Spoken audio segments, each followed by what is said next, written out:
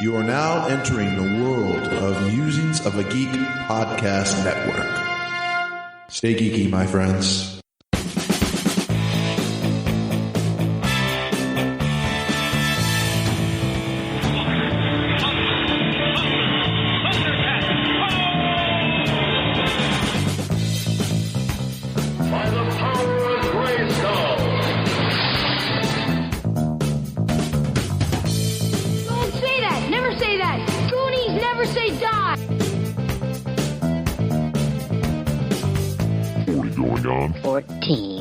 Hello, everybody, and welcome to 40 Going on 14. I am Mike. I'm Patrick. I'm Joel.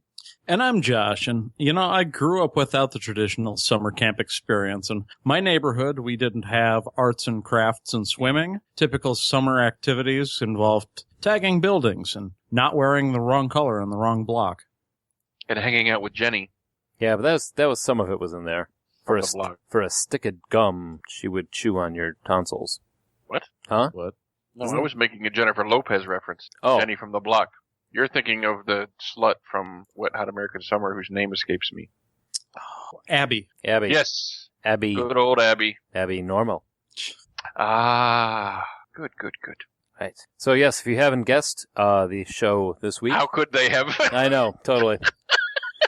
Is about... What are these guys talking about? Yeah, Josh knows what we did, and he still has no idea what's going on. It's about moist Italian food. Meatballs versus Wet Hot American Summer. The camp movies. Yes. Which I honestly thought... anyway, we'll get into that. All right, but before we go to camp, let's go to the Musings of the Geek Podcast Network. It's like camp. And they have tents. No, they don't have tents. They have podcasts. Well, it depends on how their pants are cut. What? Never mind. Huh? Go ahead. It's good. Go. So, at the Musings of a Geek Podcast Network, you're going to find such fine tents as The Arrow of Time, The History of Bad Ideas, Strange Happenings. Wait, no, that's Who the What Now. Yes. Dark Angels and Pretty Freaks, and The Comic Roast. Those are some of my favorite tents. Really, that gets... You know what my favorite kind are? The ones that are given to me, because those are present tents. Jesus. Wow. It wasn't that great to begin with, and I didn't think it could get any worse than that, but you just proved me wrong. Thank you. Yeah. You reminded me to cue up Michael McDonald. Yes, and if you want to listen to us and our tents in the Saturday day, you can listen to us on Geek Life Radio at 12 o'clock noon. Smooth sailing so far. Keep going. You can get our previous shows on iTunes, Blueberry, Stitcher, and TalkShoe. By little, the backlog is getting reestablished. I think we're down to the 60s now. So nice. Yeah, and if you want to shout out some ideas for shows and whatnot, you can always reach us at 708-NOW-RAP. That's 708-669-9727. Or you can give us a call. You can send us an email at 40go14@gmail.com, or find us on Twitter at 40go14. yes. That was professional. Yeah. Why can't we do that all the time? I don't know. Where's Joel? Where is Joel? I'm here. We do have an email that we forgot about. We do. What? Yes. One of us We have should email? get that. Yes. Why don't you start up a voicemail while I bring that up? Yes, let's do that. Let's hear something. Professionals. Kicking and screaming. We're going to get through this goddamn show. All right. Another apt description of what put-out is when a whore catches two balls to her taint and or chin. Bong! God damn it, Charlie. I really need to start. Whoa. Did Charlie get Josh? Josh, mark twice if you're in Milwaukee. Hello? Hi. Hello. Disappeared for a second. That's weird. Did you guys actually hear all of that voicemail? Yeah, we heard. Yeah, you disappeared in mid-sentence. We thought Charlie got you. Yeah, So- no, I was saying I definitely need to screen these because I have no idea what that meant, but I'm still vaguely concerned. Well, No, during one of the tweets, it would talk about somebody having a record for putouts, and I defined what a putout was. So, Martha Bueller-Sullivan has sent us an email. Martha! Yay, hello, Martha. We like that you write to us, because that means I have to read things. And that always goes well. So I was seriously considering leaving you guys a voicemail, but because Pat asked so nicely for new callers that aren't Charlie, but I'm super awkward on the phone, so I'm going to be awkward at you in email format instead. Well, I don't see how that wouldn't... managed to convey the awkwardness right there. Yeah, so. I know, seriously. Isn't that great? First, tell Pat that the Alien Prometheus connection isn't a spoiler, because the space jockey was featured in the Prometheus trailer. If it was a secret, it wasn't being kept that well. It was supposed to be a secret, and it was one of those things where the director and the producer had an argument about what they were going to include in the trailer and what not. So it was technically supposed to be a spoiler, but they fucked it up in the trailer, kind of like they did with the recent Terminator movie. So yeah, you're mostly right. Technically correct. That's Yes. the best way to be correct. Which is the best kind of correct. Second, I should have said this in the last email, but I forgot. You guys are great, and I love your cast. Wait a second. I'm not used to this kind of talk. She didn't write that I said that, so. I frequently listen to it while I'm running, which can be a problem when Joel bursts out Stone Snagglepuss and I start laughing way too hard. Third, I have more show ideas because apparently my new hobby is thinking up things I want to listen to you guys talk about. Nice. So she says we should do a Disney show. We kind of did that. We did a Peter Pan show. A little bit of Disney there. Yeah, we should look at some other ones. Like Disney princesses would be kind of interesting. That would be. Oh, yeah, that would be an interesting show. How it's changed from then to now. I just watched Frozen for the first time. That was actually as good as everybody says it was. I really liked it. I love Olaf now. I'm on the bandwagon. I love Olaf. He's awesome. Oh, so she also says we should do a Saturday morning cartoon show. Maybe we've covered all your bases with Teenage Mutant Ninja Turtles, G.I. Joe, and Transformers. But I feel as though Mike and Joel might have something to say about what passes for cartoons nowadays. And we should do Silence of the Lambs versus Hannibal the Show. Thanks again. We have actually in our show ideas just talk about Hannibal Lecter. Period for a whole show. Thanks again. Keep it up. Your Predator show was super great. Thank you, Martha. That was very nice. And I'd love to do a Saturday morning cartoon show because, I mean, it wasn't so much the cartoons. It was almost like the ritual of getting up on Saturday just to watch the cartoons. You get up, you get your cereal, you park your ass with the Lucky Charm and the milk and on the coffee table in the living room. You put it on and start watching whatever started on the NBC cartoon lineup Saturday, back when they had cartoon Saturday. Yeah, no kidding. Although I suppose that kids just watch it on cable now. Or is that what I sound like when I go on a rant? Yep. Oh, God. Except a little bit more raspy. And you don't... I was going to say, and more vitriol. I was going to say, you don't start most sentences with the phrase, park your ass. And Martha, I apologize that Stone Snagglepuss was not as funny live. Which means not as funny at all. Yeah. Well, he's kind of funny. Pressure. Yeah. So, yeah. Don't put people under pressure is all I'm saying. Like when people demand, perfection out of me, sometimes I just can't deliver, and it breaks their heart, because I know they expect it. You've been breaking hearts your whole life, huh? They have pills for that now. So I just want to say quickly before we move on, a little personal note to Charlie. Do you see how easy it is to be nice to us when you communicate with us? Here we go. That statement can lead to nothing good. I woke up this morning, there's a Martha dead... for being an example. Yeah. For Charlie. And we're all going to wake up tomorrow with a dead cat nailed to our front door. I don't know how he heard this, but he knows. Before it's even released, yeah. Yeah. I do have another voicemail here. Another one I didn't have time to screen, but it's from a new caller, I believe. Oh, yay. Hey, this is Brian, the New York wine guy. And I've been listening to you guys butcher pronunciation for, about 100 episodes now. And finally, I can be silent no longer. It is not Guidon game. It's Guidon. A Guidon is a flag that a soldier carries into battle. It's French. It's not Italian. Goodbye. Brian is a long-time listener, good dude. Met him in person. He's been on the Coffin Joe cast, and he is a coffee and wine snob. Oh, sounds like someone I would get along with. Yeah, no shit. Maybe you should call him up and hang out and go bowling. That would be a great conversation. Him not liking things that are pronounced wrong, and me just talking. You should go on a wine tasting adventure with him. Yeah, that'd be great. I love this Shiraz. This Shiraz is really good. You got the Shiraz? The first time I met him, before I even knew who he was, he offered to sodomize me. Oh, I like it. Yeah. To be fair, I'm a bit of a pedant. Pedant? Woo! Fuck it. I'm parachuting out of this sentence. That's awesome. I'm really curious where that was going, but normally I research stuff like that, but I discovered Guidon Games. Is that how it was pronounced? Like as we were live, because I had some of the research tabs still open. Not to mention, Guidon is much funnier. That's true. But normally that is the sort of thing that I would care about getting right, and I just didn't. Yeah. Hey, Josh. Yeah. Is it about that time? Oh my God, is it ever? This week in music, movies, and TV. And sports. All right. So this weekend, 1979, the year Meatballs was released.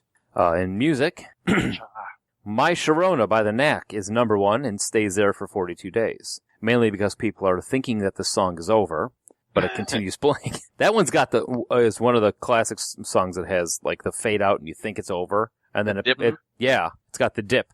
You think November Rain is over? No, it's not. No, it's not. My Sharona does that. November rain is never over. Some say it's still raining to this day. If you listen quietly. Anyway, August 4th through 11th, the British rock band Led Zeppelin plays what was to be their last British concerts until 2007 at Nebworth in Hertfordshire. Total Those attendance. are so British. Yeah.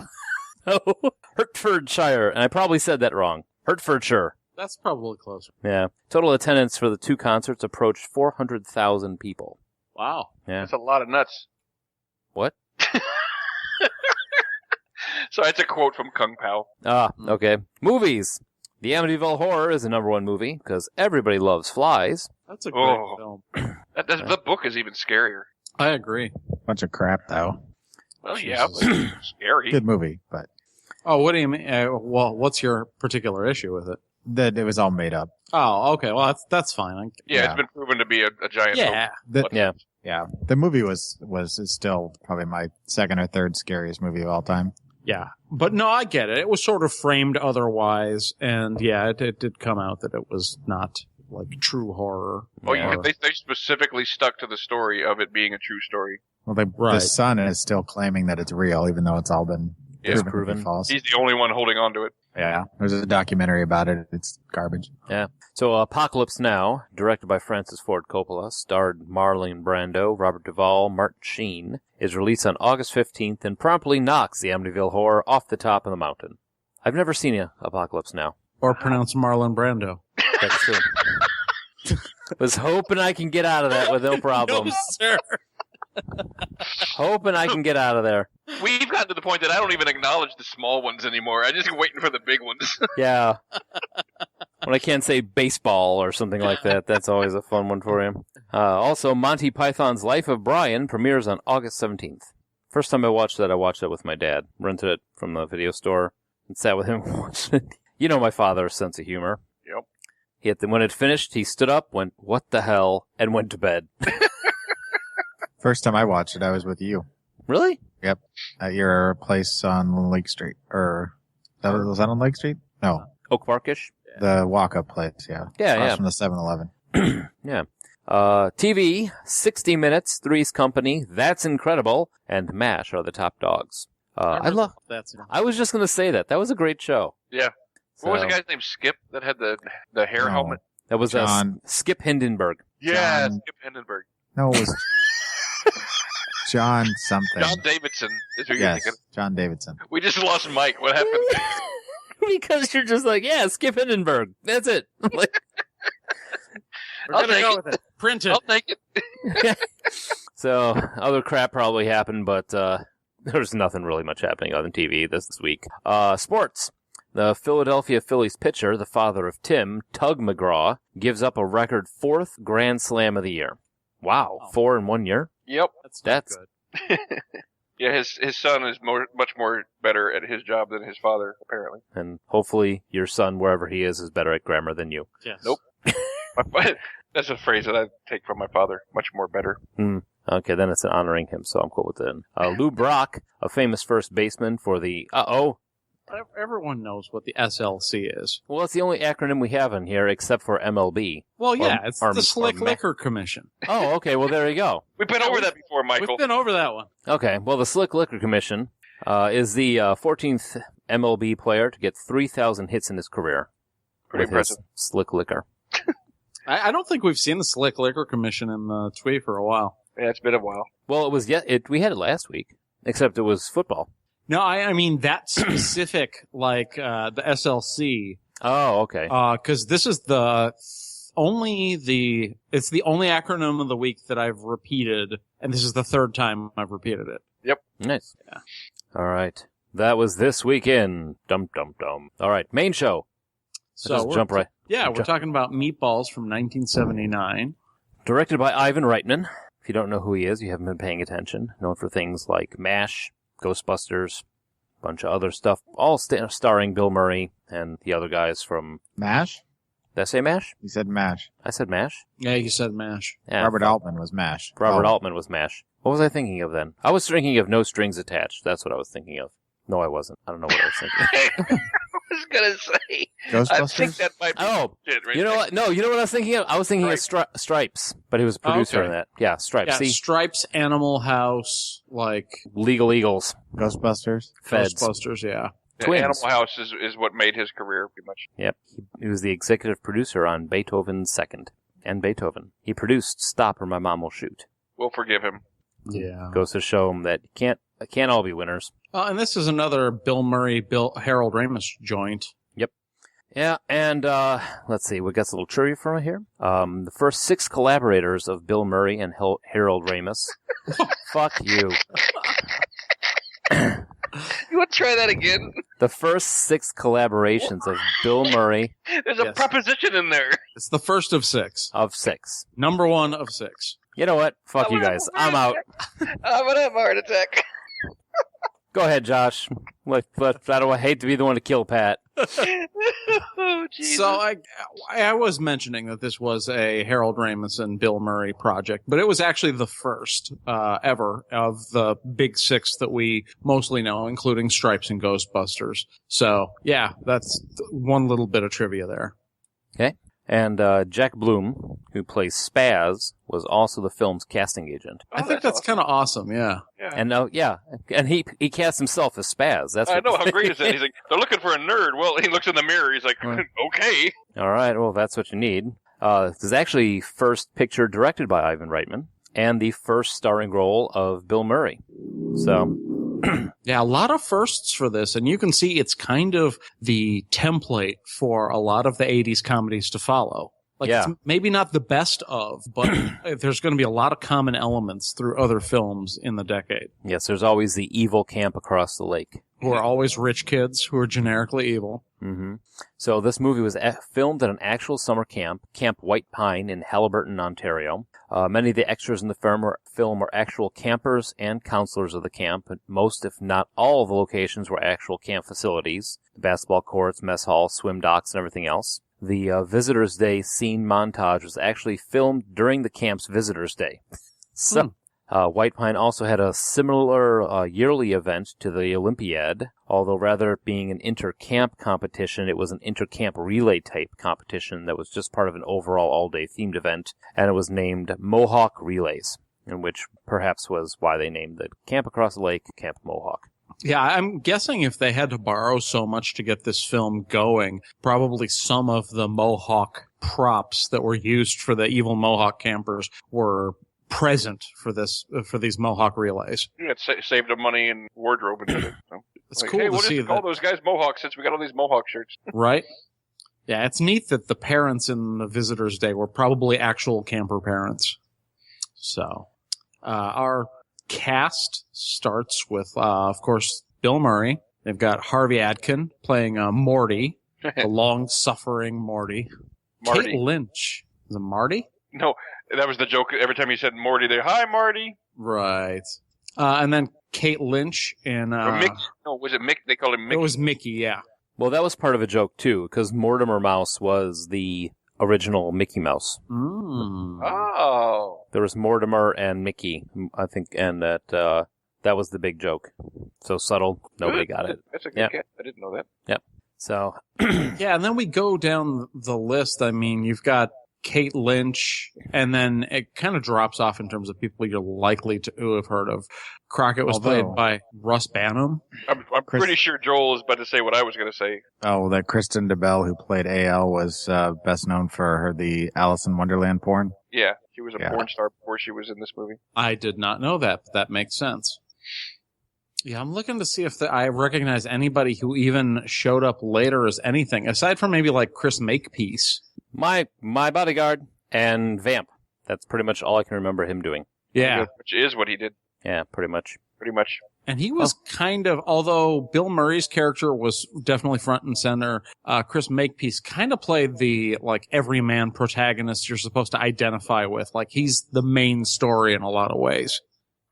Bill Murray? Yeah. No, I was saying Chris Makepeace's character, Rudy, going from, like, depressed kid to, like, saving the day. Yeah. His was the main storyline.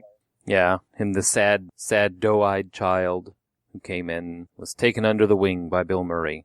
Kind of very creepy. Awkward and unfunny Bill Murray. Yeah, and they went running in short shorts. What do you mean unfunny? He was loud and obnoxious, but he wasn't really on his game yet. He wasn't quite. No, I agree with Joel on this one. Well, yeah, he was young and everything, but, I mean, he was still funny.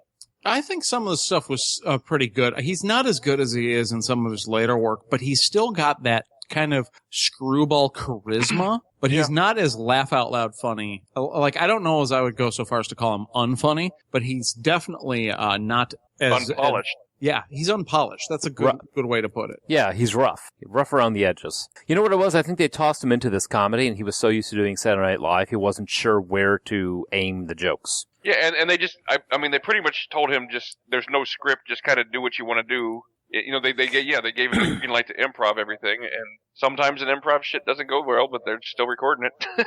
Yep. Yeah, and I think that's a lot to do with it, because you could kind of feel that stuff was just sort of happening. He was going to do a character or a scene or a bit with his guy, and they had the roughest sketchings of a couple of plots going through, but other than that, you could tell that a lot of the dialogue, especially with Bill Murray, had to have been improvised. Well, the whole not to mention, we all know that, you know, if you're doing improv and the people you're trying to bounce off of are a bunch of stiffs, you could end up looking like a jackass. Yeah. Well, like the whole scene at the dance. Yeah. When when he's doing the dance, he's doing the eyeball, putting his fingers over his eyeball things, and they're just like, oh, keep going. You could probably almost, they should have taken the camera away from him about like 30 seconds earlier, because he was running out of stuff to do because nobody else was playing along with the gag. Yeah. Right. Like everybody else is just dancing around like it's normal, or whatever, and he's out there just doing his thing by himself. Yeah. Improv is pretty tough to do by yourself. I always thought of this movie, and it's part of the reason why I suggested it, was that I always thought of it as a screwball sex comedy from the 80s, kind of the template for Hamburger, the Motion Picture, and Hot Dog, and all the other ones that followed with different settings, same Porky's. Mm-hmm. But it felt like an ABC movie of the week. It was friendlier. It was cuter than I thought it was going to be, and I agree with you, Joel. I was expecting boobies, and there were none. A lot raunchier. Yeah. Well, yeah. I mean, like when they, all right, virgins to the left, non-virgins to the right, that sort of thing, or it's you remember these lines. Yeah, you remember these lines from it, and you're like, oh, well, they're saying stuff like that. It's got to be one of these screwy, like you said, like Porky's type comedies, but it wasn't. I mean, it was nice. It was like a family movie. Fairly innocent. Yeah. Which is probably why Jay loves it, because his family let him watch it. It's kind of like a neutered version of some of those sex comedies.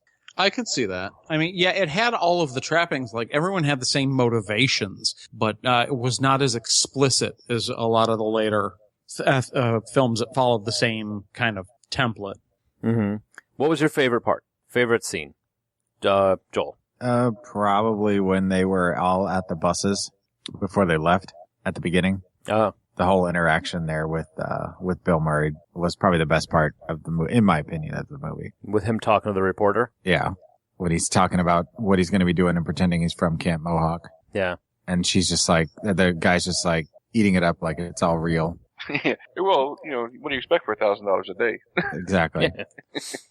What about you, Pat? Probably the Fink versus the stomach scene. I don't know why. It's always been one of my favorites. It's just that's pretty funny. Yeah, it's just such a great scene. Like, I think it's just because the year that Fink beats the stomach. And actually, my buddy Mike, named his team in fantasy basketball one year. Fink beats the stomach. Nice. I was waiting for. Fink should have been barfing all over the place the way Murray was shaking him, shaking him and grabbing his belly, going. Bleh. I'm like, that kid's gonna puke all over the place. That cannot be helping at all. I think for me, it's got to be the archetype of the Bill Murray saves the day with a big speech. Although what's funny is his speech doesn't save the day in this one. We talked about this a little bit when we did our Bill Murray show. That speech, that scene, which is my favorite, is pretty much what we focused on, or was our takeaway from Meatballs when we did the Bill Murray show. And it's interesting because it's the anti-inspirational speech. It's like why are you guys worrying about this? These guys are going to beat us, and even if they don't, they're going to beat us in life. It just doesn't matter. And by the end, he's got the whole camp chanting, it just doesn't matter. Mm-hmm. Hoisting Morty in the air. I personally liked the interjections of Tripper's over the loudspeaker stuff. Yeah. Attention, there's an update on tonight's dinner. It was veal. I repeat, veal. The winner of tonight's mystery meat contest is Jeffrey Corbin, who guessed some kind of beef. Some kind of beef. Attention, all junior boy campers are now junior girl campers. Yeah. No, it's almost like a whole bunch of little vignettes. Yeah, and I think they just wanted a framework because this is mostly a teenage comedy. Most of the characters who actually have development beyond Bill Murray's character of is he going to get the girl? I mean, obviously he's going to get the girl. He doesn't really have a character arc in this one. That's something I wanted to bring up. Bill Murray's character in this is very rapey. Yeah, in that scene, it was a little uncomfortable to watch, yeah. I mean, by today's standards, she probably would have filed suit with as aggressive as he was, throwing her around. Just to show you can't do it, just a little harmless sexual harassment to somebody that's interested in you. And it's sad. Not when you're doing it like a luchador. But I think honestly that scene was just an example of what I was talking about earlier with, he's trying to improv and she just, didn't really know how to react to it. I guess she thought her character would have, I don't know if that was written that way or if that was improv. He was filming Meatballs and she was filming Extremities. Jesus, Joel. Yeah, but I don't know. I think that you've got the movie really wasn't even about him, even though he's front and center and he's the kind of guiding, I'm going to try and help everybody and lead everybody character. It was more about the teenagers. Mm-hmm. And the camp setting is just one of those like where people work when they're teenagers. Yeah. Just, and you know what? I honestly think one of the characters that worked the best with him was Chris Makepeace. Like the whole playing, I mean, it's like Chris Makepeace got in a couple lines here and there, but he was kind of rolling with it. Yeah, like when they were playing the blackjack for peanuts and stuff. Yeah. Seemed like he was in over his head, but he was doing better than some of the other people did. Yeah, it really did. I mean, because he was like, he's messing with Chris Makepeace about how he's winning. Like, you're a kid starving around the world and you're walking around with a sombrero full of peanuts, and this is Chris Makepeace's first movie. So he didn't know what was going on. They pair him up in a scene opposite Bill Murray and they tell Bill Murray just go and do whatever you want. So it probably was more comfortable with them just sitting playing cards. That's why I thought that scene was pretty cool. Mm-hmm. See, camp kind of serves as a metaphor for life or a microcosm of a lifespan. Because at the beginning, when they get there, they're one way, and when they leave, they're another. And when we get to Wet Hot American Summer, they take that to the extreme. But that's kind of what you have here. You have the beginning, middle, and end with the arc, and at the end, everybody leaves changed. Except for Marty, who's floating out in the middle of the lake. Yeah, they were pretty rough on him. Hanging him from a tree. Yeah. Leaving him behind. Did any of us have that Lunar Patrol helmet that he wore? Oh, to do the announcements? Yeah. No, I did not. I had one. Just like it. So, but no, the whole movie was made in 30 days. That's kind of cool. Yeah. Well, I suppose they only had a month worth of camp. Then they would probably have to hire extras to play the other campers. I liked this movie overall. I mean, I know it had its faults and everything, but it's more nostalgic for me as far as it reminds me more of my own personal camp experiences when I used to be a camp counselor and all that stuff back in the day. It was much more like this than Wet Hot American Summer, because you would obviously be sued several different times if you did things like Wet Hot American Summer, but we'll get to that later. Yeah. So, I mean, I like this movie, and I like the soundtrack too. I like the music to it, like the Are You Ready for the Summer? And I actually, when I was a counselor, got all the counselors to learn the words to the song, except for we substituted our camp name, at the end, the song they sing at the end around the campfire. We are the CIT, so piteous. Yeah. I thought you got everybody to learn the words to moon dust. So, I mean, this movie, it just reminds me of the times when I actually did go to summer camp. Yeah, it did with me also, because I was also a camp counselor for a few years. But no, I mean, that's always, and you met every single one of these kids when you were there. Sure. I mean, there was the, like I said, you're the short depressed kid that we ordered. There's always a short depressed kid. There's always the geek. There's always the fat kid. There's always a kid that doesn't shower. There was always some kid that would sit off by himself whenever we were doing group activities, and I'd have to go and talk to him, find out why he was hanging out by himself, and bring him over to the group and introduce him to everybody. And every time, because I would do it all summer long, and every 2 weeks it'd be a different group of kids, and every time there was always one. Is Josh the only one who didn't go to camp? I think out of so. the three of us? Yeah. He went to Camp Juvie. Yeah, no, I never went to camp, but this movie is what I always imagined it would be like. So This is a lot more accurate, yeah. I mean, I don't think it's that far off. Yeah, I mean, my 2 camp experiences I had were very similar to this. So, yeah, I'd say that's accurate. Yep. So what do you think? Should we move on? yeah, I think we're ready to take a break. And then when we come back, we're going to talk about Wet Hot American Summer from 2001. And we'll talk just a little bit about the recent resurgence of Wet Hot American Summer as a series on Netflix.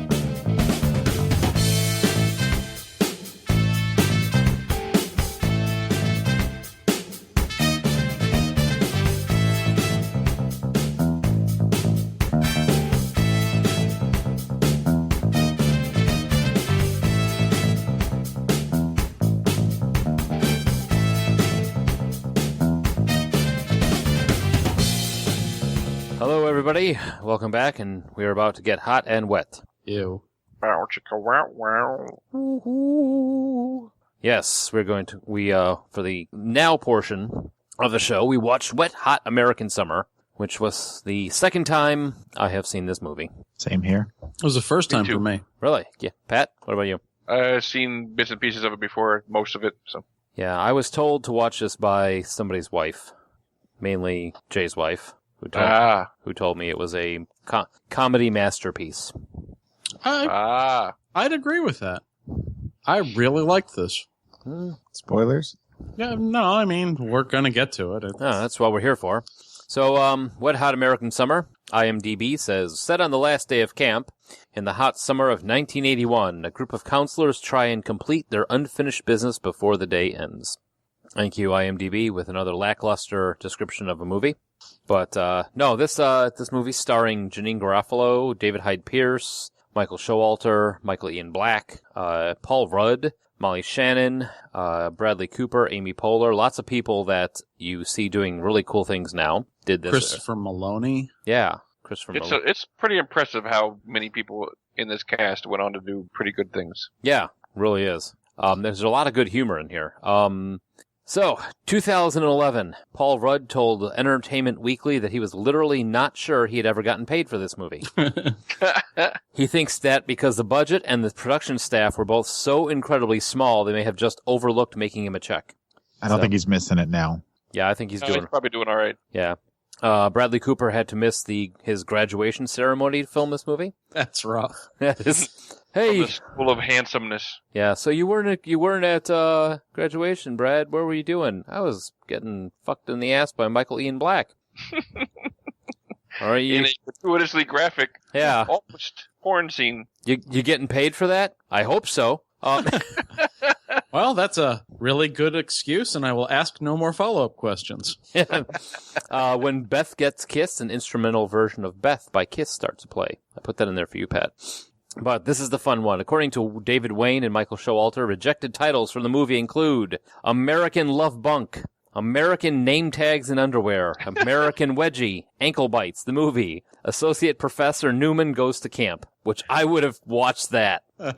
Big American Love Wedgie, Blue Balls, Boner Camp, Boners and Clits, Boy side, girl side. You're going to read all of these? Bring a change of underwear. Buddy check. Bug juice 81. Bunk bed America. Bunk you. Butt camp. Cap and pressure. Campfire. Camp homestucks. Camp masturbate each other. Counselors and cancers. Damp vagina camp.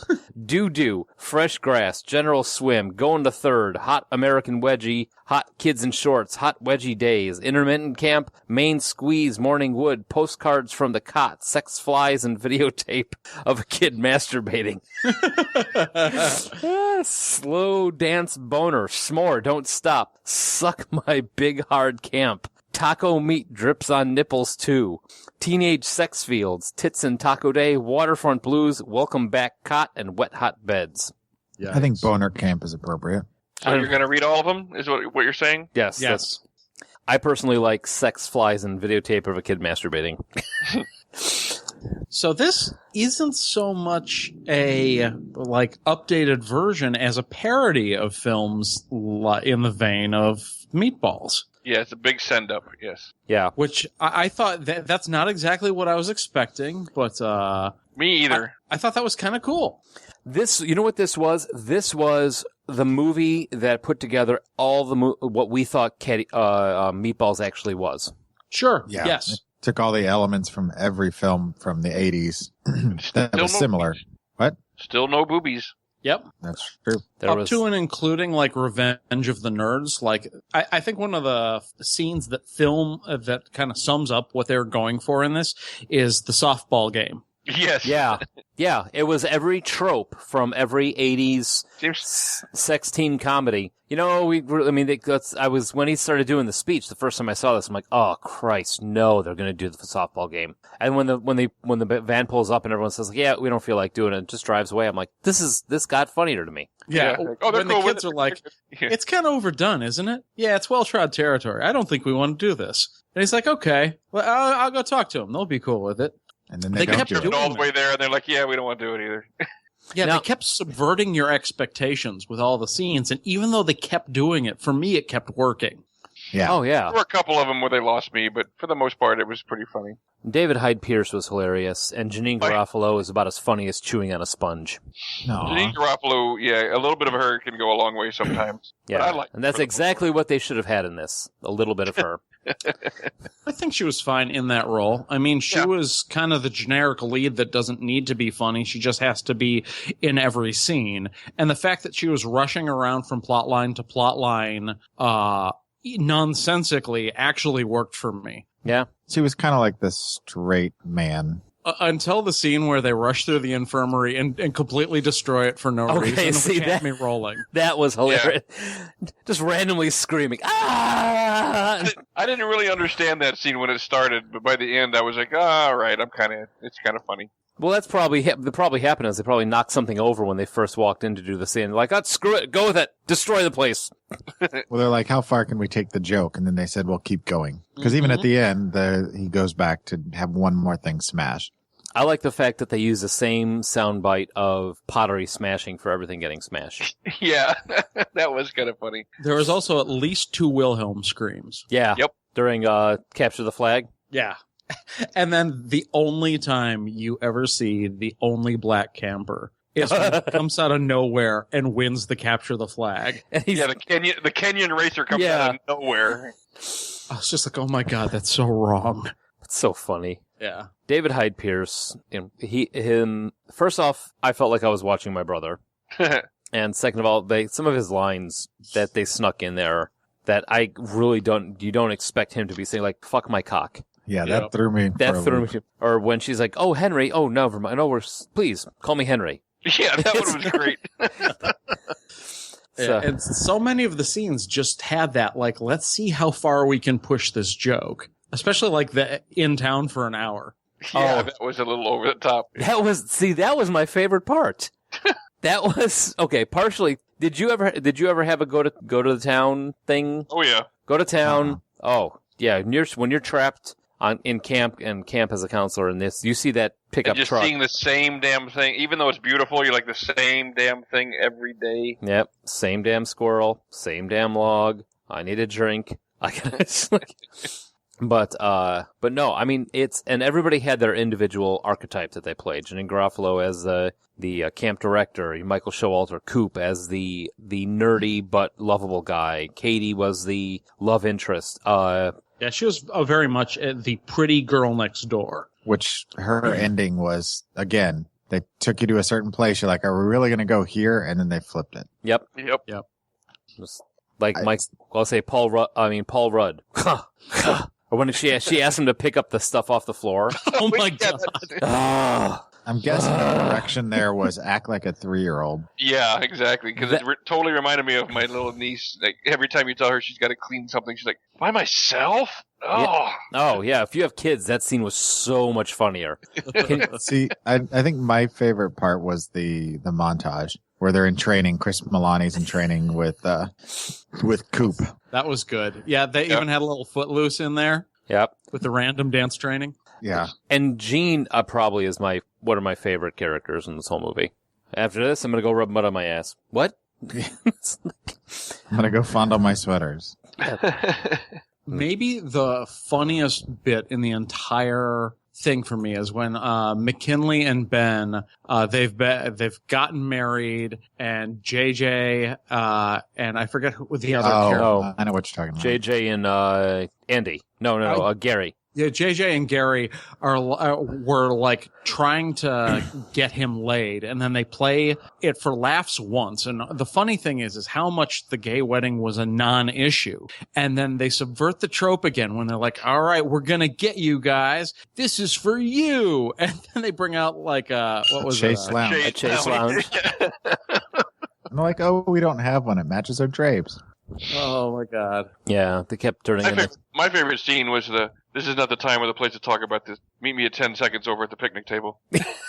And then all the there's a completely different group of people sitting at the table with all this. I'm glad you could meet us. You may remember when I told you to come over here a little while ago. Yeah, and she just stands there and just kind of stands there. When he finds his group, he's like, "Can you show me to the nerds? You know, the indoor kids."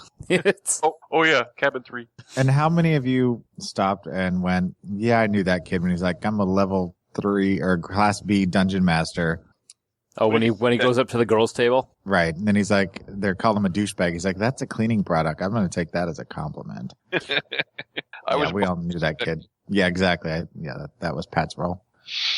If only we had some sort of way to discern a number between 1 and 20 randomly.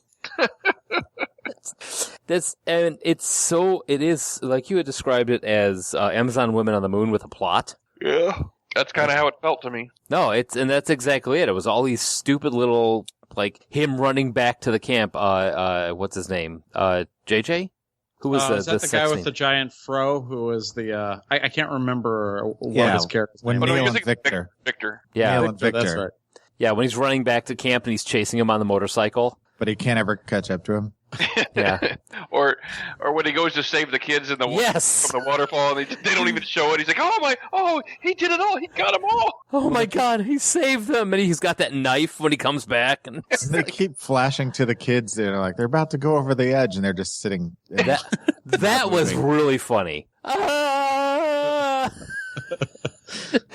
No, that was and I couldn't get over Bradley Cooper with the blonde hair and the popped collar. Yeah. That was rough. Him and Amy Poehler were weird and up there. And the funny gag that no matter how good those kids sounded, she was like, they sound like crap. Yeah, especially after they finish the talent show. They do that whole Godspell scene, and everyone's clapping along, all happy, holding hands, singing along, and then they finish and like, boo! Yeah, the whole talent show thing was just over the top, just brilliant. Yeah. Especially the whole Alan Shemper. Yeah, that felt like me on stage. Well, yeah, he just keeps making these terrible, terrible old guy puns, and everyone's laughing. And I also want to give a shout out to all of the Molly Shannon scenes where they cut back to her and she's still like losing it over her destroyed marriage, and all the kids are giving her therapy. Yeah. And then they end up together at the end. I was like, oh, that's sick but funny. I love Molly Shannon, and she was perfect for that role. Yeah, especially when Judah Friedlander pops up. Oh man, yeah, I loved his cameo. I can't get over Molly Shannon's gums when she smiles. Yeah, I can see that. Yeah, of course you can. They're huge. So, But no, there's again, throw everybody into the archetype, and it was sketch comedy with a mild plot stitched in. Yeah, and they had like 3 different stories going on, like Save the Kids, because Victor decided he'd rather get laid. And then you have the Skylab coming down, and then you have Coop trying to get the girl. And they like mashed all these familiar plot lines into one film, and it kind of made them work. Yeah, they just glued them together with a bunch of really weird, random sketch comedy type stuff. Well, it's completely absurd. You know, they'll take it to a point where it's normal and it feels like every other camp movie, and then all of a sudden it'll just go to the left and it gets really absurd. And you're like, what the hell just happened? Like when Chris Milani's character is giving the speech about being yourself, and you know, this really impassioned speech, and then he humps the refrigerator and everybody applauds as they, you know, walk him away. It just goes up just basically a really long send-up movie of a bunch of different camp scenarios and camp movies. But the difference is much better done scary movie type movie. Well, that's just it. With so many movies that are satires or spoofs or whatever, it gets to a point within the first half of the movie where it loses it, and it falls into just being a movie. This, in my opinion, kept it going and successfully completed it. Well, and one of the reasons I don't like the Not Another Teen Movie, Scary Movie, those things, is they have some scenes like this, but they run out of ideas and go for the cheap pop culture reference or gross out humor. Mm-hmm. And there was very little of either in this. There's a little bit. Yeah, the thing about all those movies is they're so dated. You can't watch them 10 years later. Right. Well, and the pop culture references in this one are based around 1981. Yeah, which honestly was really smart of them, because they're making pop culture references to something that's retro when this was made. So, you know, they set themselves in their own time. What was I going to say? No idea. No, I was agreeing with you, Joel, on what, it's like when they were writing the script for this, it was, they got to the end of each vignette and were like, all right, now what will the audience expect us to do? That is completely off the table. We are not allowed to do that at all. Yep. Now we have to do something completely out of the ordinary. Can somebody explain to me why Victor crashed the van? I mean, not for the sake of comedy, but no reason. Did something legitimately happen while he crashed? There was He's something driving along suddenly, boom, right into the tree. Mm-hmm. And doesn't just clip the tree, but totally caves in the front. Yep. Because I watched it and I rewound it and I'm like, why did he crash? And I was like, I guess it's just because it's plot. Yeah. Yeah. Because he was too into the song. For the same reason that they couldn't ride the bike around the hay bale in the middle of the road. Yeah. Which, did anybody notice when he got back to camp? When Neil got back to camp, it was the stunt guy was on the motorcycle, and then he gets off, and it immediately turns into the actor. Mm-hmm. I missed that. Because it threw me, because I was like, who the hell is this guy? And then he got off, and they cut back to him, and it's Joe Traglione. I'm like, oh, that's pretty funny. Yeah, it was obviously he was bigger, his hair was different, but I thought at first it was a joke on like his hair had gotten totally screwed up riding the bike or something. No, it's just a completely different guy. Well, and then at the end when everything starts to wrap up and like all of a sudden David Hyde Pierce and Janine Garofalo are moving to New York and getting an apartment, and she's pregnant already, and it's only been like 11 hours since they met. Yeah. That was another gag they did pretty well, is that they'd advanced the scene with all this character development and all these gags, and then they'd show you only 40 minutes had passed. Yeah. Mm-hmm. All this stuff was fit into one day, the last final day. And I'm like, if this is a typical day at this camp, man, it's a great camp to go to. Well, and they kind of get into that with, I think what inspired this particular episode of our podcast is that this summer Netflix did the prequel as a Netflix original series. Mm-hmm. And we've got Wet Hot American Summer, First Day of Camp. And I didn't realize... Oh, go ahead. I was going to say, which I'm definitely behind, because the whole time I'm watching this movie, I'm like, why are they just doing the last day? Why don't they like show But I realize that's part of the joke, is like all this stuff happened in one day, you know? Yeah, they all wind up at a crack house. Yeah. And then 40 minutes later, they're like, hey, we're fine, pull it up into the... Well, and then there's fun. And it's also, I like the self-referential comedy, and it's like, man, it's always good to get away from the camp for a while, even if it is just for an hour. Right. They robbed an old lady. They went to the library. They shot up heroin, did cocaine. Because that was the first time I realized exactly what they were doing and how far they were going to take all this stuff. Because when it first started happening and they started doing a couple things, I'm like, okay, that's kind of rude or whatever. And then they robbed the old lady. I'm like, well, I can see maybe he's doing it. But then I noticed that Amy Poehler, Amy Poehler's character was in on the robbery. So I'm like, wait a minute. And then they start doing it. Yeah, and I was like, okay, they're really going over that here. For me, the moment that scene turns is when they're smoking a joint and Janine Garofalo walks up like she's going to scold them and then laughs and takes a hit. Mm-hmm. Yeah. Well, I didn't notice it was a joint. I thought it was a cigarette at first. And then when they showed it again, I realized I was like, oh, it was a joint. Okay. You would know. The scene where this is just real quick, I wanted to mention the scene where Paul Rudd's making out with Elizabeth Banks on the dock and the kid starts drowning. Yeah. And he's kind of realizes that he actually is drowning. And then he's like, can you give me about 20 minutes? And you think he's going to like save the kid that's drowning? No, he's just killing the other kid. And what about all the kids getting thrown out of the van? That was Paul Rudd. First time he threw it out, I'm like, what the fuck? Right. Yeah. Every time a kid goes up against him and is going to rat on him, he throws him out of the van on the side of the road. He's like, we're going to get pizza. And then he just tosses him out of the van. Yeah. So Joel and Josh and I watched the first 2 episodes of the Wet Hot American Summer First Day of Camp, which surprisingly stars Paul Rudd, Michael Ian Black, Bradley Cooper, Janine Garofalo, Amy Poehler.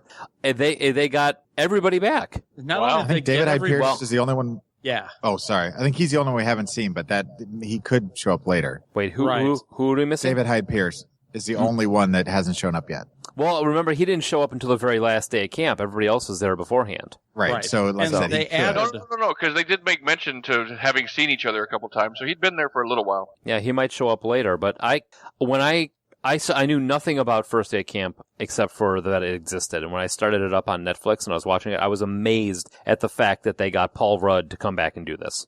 The dude Paul just Rudd finished will do just about anything for a laugh, for fun, for giggle. I mean, he just seems like he's like up for whatever. He's like, yeah, sure. Yeah, and I found it really cool that they expanded the cast because there are people that could have been at the camp on the first day that didn't hack it the entire 8 weeks, and we get to meet some of those people. Jason Schwartzman. Yeah. Who kind of seems like he's going to be the douchebaggy type counselor at the beginning, but I don't know if we're calling spoilers at this one, but... No. And you've got Josh Charles as the leader of the douchey rich kids who are generically evil from across the lake. Yeah, with 3 pop collars. Yeah. And then you've got Lake Bell, who plays Shannon, and it's supposedly Cooper's girlfriend, but that is up in the air. Sure. And then the Brazilian or Argentinian soccer player. Well, no, he's Israeli. David Wayne, who was co-writer and creator, in that. And then, of course, H. John Benjamin, who everybody knows these days. He's working nonstop. Yeah. Yep. And he's always eating a can of vegetables. Which, of course, we didn't mention it, but he was in the original one as the talking can of vegetables. The random talking can of vegetables. Yeah, and we have found out that the TV series will explain why. Yes, the talking can of vegetables has an origin in the TV series. Oh, nice. Which is awesome. And they also remade an origin for, what's her face? The bubblegum slut girl. Yeah. Abby and Molly Shannon. Well, not just Molly Shannon, but the second episode starts with a huge origin for Elizabeth Banks' character, who's a total throwaway, really slutty girl. Mm-hmm. She was the bubblegum girl from the movie, Pat. No, she wasn't the bubblegum. No, that's Abby. No. Yeah, Abby's the bubblegum girl. Oh, okay. That's Marissa Ryan. Oh, okay. The Elizabeth girl who becomes a woman. Yeah, Elizabeth Banks' character gets this whole involved backstory for how she got to camp in the series that they spend a good 10 minutes on. Yeah, it's the opening sequence for the second episode. Yeah, right. Which, in case I don't know, did we explain that it's the start of camp? Yeah, and it's the start of the first day of camp before what happens in the 2001 movie 15 years later. So all the people are aged and look older, but they're supposed to be earlier. Yeah. Right. Which, and I mean, some of them look pretty okay. Paul Rudd. Yeah, Paul Rudd looks fine. Marguerite Moreau looks great.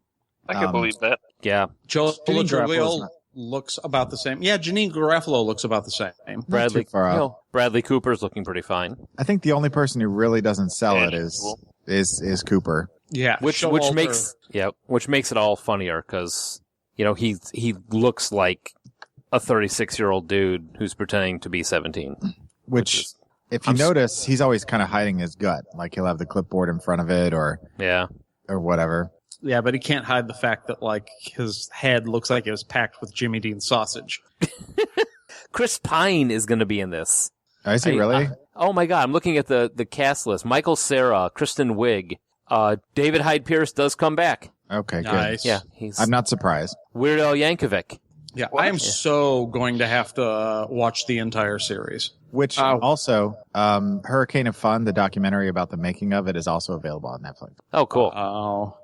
Just throwing that out there. Yeah, I mean, I don't know. Last night, watching Wet Hot American Summer, I laughed like I haven't laughed in a long time. And I'm wishing that I'd seen, what was it, The Slate? What was their... The State. The State and Stella. Mm-hmm. Their sketch comedy. And I remember hearing about it and thinking it would be the sort of thing I liked, but never got around to watching it. And now I'm thinking I'm going to have to dig those up, too. See, I've always liked Michael Ian Black, but I've never been a huge fan of him. He's sometimes he gets a little too surreal for me. Was Michael Ian Black in The Kids in the Hall? Yes. Okay. No. No, he was not. No, I don't believe he was. Who am I thinking of? I know. I had the same Kevin thing. Foley? Maybe. No. Hold on one second. Because I thought the same thing when I first saw it. I was like, oh, it's a dude from... Kids in the Hall. Hang on, I'm looking too. Oh, yeah, I'm just looking at, like, the pedigree from all the shows that the State alumni make their way through. And you've got Ed. I don't know if any of you remember that. Oh, you're thinking of Scott... No, not Scott Thompson. Bruce McCullough? Maybe, yeah. Yes, Bruce McCullough. So you've got Ed, Stella, as Joel mentioned. You've got Tom Goes to the Mayor, Reno 911, The Reaper even. Wow, yeah, just a whole bunch of shows that they kind of make their way through. And I guess some of them, Michael Ian Black at least, is now on the Jim Gaffigan show. Oh. Well, and then like I had mentioned earlier, this also ties in with Children's Hospital, which is another absurdist show that's on Comedy Central. I mean, all these people are in their own rights funny and can carry a show, but here they're kind of all concentrated, which is interesting and fun. Well, this Wet Hot American Summer is what happens when you get improv comedy with people that know how to do it. Mm-hmm. And that enjoy working with each other. Yeah. That there's a chemistry between them. Then people know how. I wouldn't be surprised to find out that several of these scenes from the movie were actually ad-libbed, and they just because they work so well together. I would love to see if in 10, 15 years, if people look back on Wet Hot American Summer as almost a creation of a 2000s era kind of Brat Pack thing, just looking at how many of these people continue to work together, how it like even moves into the Judd Apatow world. You've got a lot of the same people. Yeah, it's very incestuous, this whole thing, and it led to a lot of other things for them before and after. And you can tell that they're just having fun. Mm-hmm. You know, and I think that's part of the reason why it's so successful is that everybody wants to be there and everybody's having a good time. Yeah, that's exactly it. Everybody was enjoying it. I mean, everybody knew what to do when the line was dropped. Everybody had a pickup for it. I mean, I don't even know how much of a script there actually was. But it's, this is like the opposite of the Bill Murray thing, is where you have people you have somebody who's good at ad-libbing and everybody else that's good at picking up and creating a scene out of it. Whereas in Meatballs, you had Bill Murray trying to ad-lib with a bunch of people that were told, just pretend you're at a dance. Like you throw young Bill Murray into this cast and he's going to do a lot better. Yeah. Yeah, absolutely. So, potentially. Because did you guys ever see the episode of Whose Line Is It Anyway where Robin Williams was on? Yes. It was a failure. And talk about having, excellent improv comedians in the same room together. If they're not quite on the same page, it can be a big it's reaction. The difference between are you used to being the center or are you used to being part of an ensemble? Exactly. Mm-hmm. If you want the spotlight, then you should do improv on your own, do a one-man show. But if you're willing to work with others and play off each other like we do on this show, then again, Wet Hot American Summer succeeds because nobody really wants to be the star. Yeah. And I would definitely recommend, if you're not familiar with these movies, if you liked Revenge of the Nerds, American Graffiti, any of the like mid-70s to late 80s comedies, this is a send-up and a love letter to them. But like instead of just remaking them, it turns everything, all your expectations from those films, like we've said repeatedly, just on their head. So you can laugh at how silly those things really were if you think about them. Mm-hmm. I was talking about this at work today, and I equated it with the movie that we would write. If the four of us sat down and wrote a movie, it would be somewhere along these lines. I'd love to believe we're that clever. Yeah. Well, I believe it.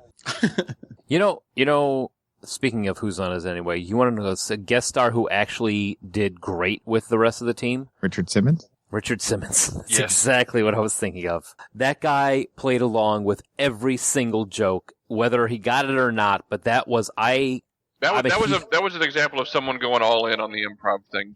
Yeah.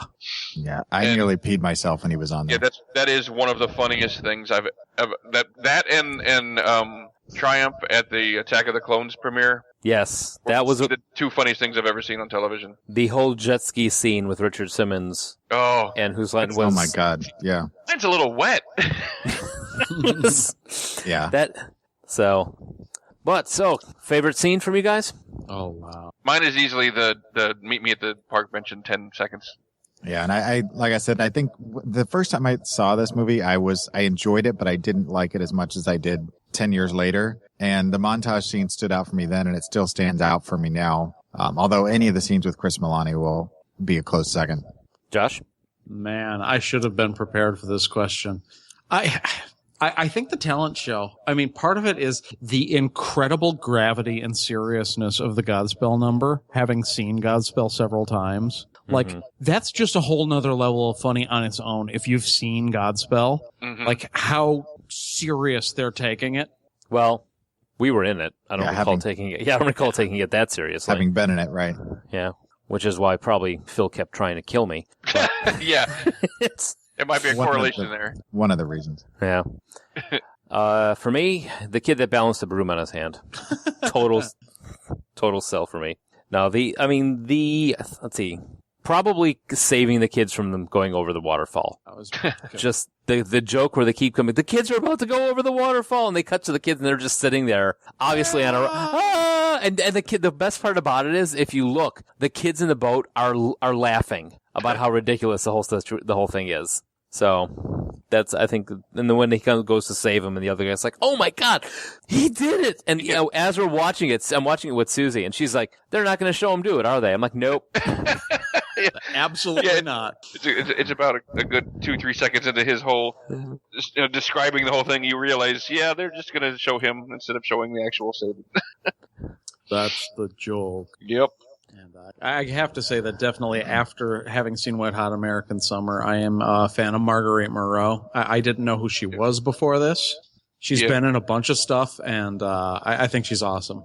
Just don't go back and watch the Mighty Ducks and get a boner, Pat. Definitely not agreed. Oh. And I here love we are. Emilio Estevez. You know that. Is that one where Emilio Estevez is in a dress? No. So thumbs up, thumb down for the Meatballs. Thumbs up. Thumbs up. Yeah, it was good, but it wasn't what I was expecting, but it was still good. Yeah, I'm going to say thumbs up. I'm not as enthusiastic about it as I thought I'd be, but it was still fun. Yeah. I was enthusiastic about it and was let down, unfortunately, so I'm going to give it a thumbs down. What? After the bus scene, I really lost interest. I watched it, but I didn't care for it. I don't get the affection. See, and that's one of those where I liked it, but it's not where I jump all over you for not liking it, because I understand the perspective. It has 70s pacing. Yeah, it does. So, Wet Hot American Summer, thumbs up, thumbs down? Yeah, I said at the top of this half of the show, it's an overwhelming thumbs up for me. I'm a fan. Yeah, and after the first time when I enjoyed it, but I didn't quite get it, now, I mean, I'm going to have to get it, because it's one of those things that I think I can just watch over and over again, and I am so excited to watch the other 6 episodes of the show. It's so good. A thumbs Nice. up, and then some. I had thumbs down when I first watched it, because I didn't understand it. I think there's something about watching Meatballs and then watching this that kind of slapped Wet Hot American Summer into the frame of reference that it should have been. So I can give it a thumbs up now. I did good. Pat? I should love this movie. On paper, this is perfect for me. It was a little too surreal for me in some of the scenes. It went a little too far. I felt a little too much of like Michael Ian Black's influence in some of the writing. Because, I mean, that's, David Wayne and him write a lot of the same type of stuff, obviously. So, I mean, I still give it a thumbs up, but it's not an overwhelming thumbs up. It's barely a thumbs up. I didn't by any means want to give it a thumbs down. I just didn't love it like you guys did. Sure. Like rubbing a booger off your thumbs up type of thing? Okay. Like kind of like thumb up. That was what is going on in that basement, Mike? I don't know what that was. I think I got to open a window or something down here. I got some ventilation problems. All right. So, all right. So next week, this is my boomstick. Yeah. Yes. We're going to be talking about the man, the myth, the chin, Bruce Campbell. Yes, Briscoe County Jr. all week long. Oh my God, I have to see.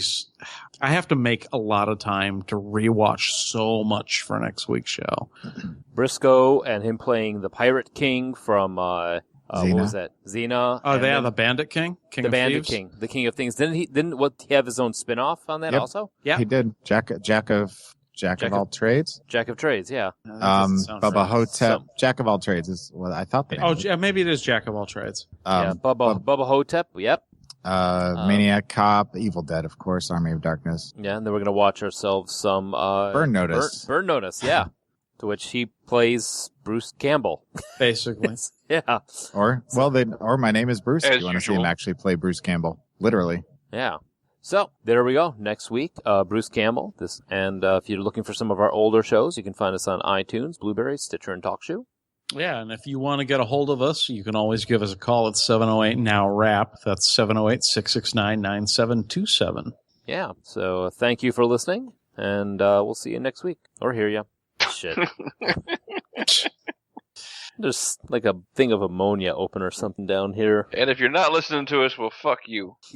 But if they're not listening to us, they didn't hear that. So. Well, that's why it's safe to say that. Oh, okay. We're not offending anyone. Summer.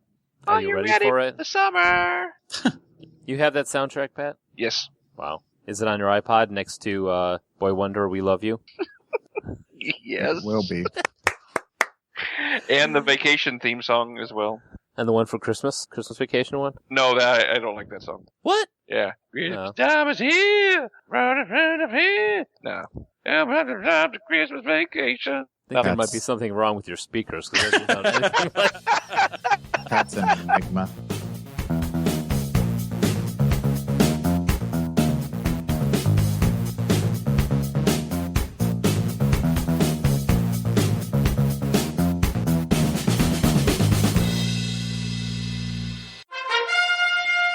You are now leading the world of Musings of a Geek Podcast Network. Stay geeky, my friends.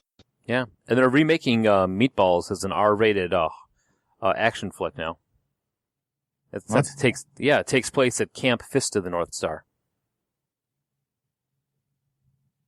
All right, Joel, I know you got that, you fucker. I know you understood that. Please? I'm sorry, I did not. Ah, shit. Okay, at least it's at the end, I can cut it out.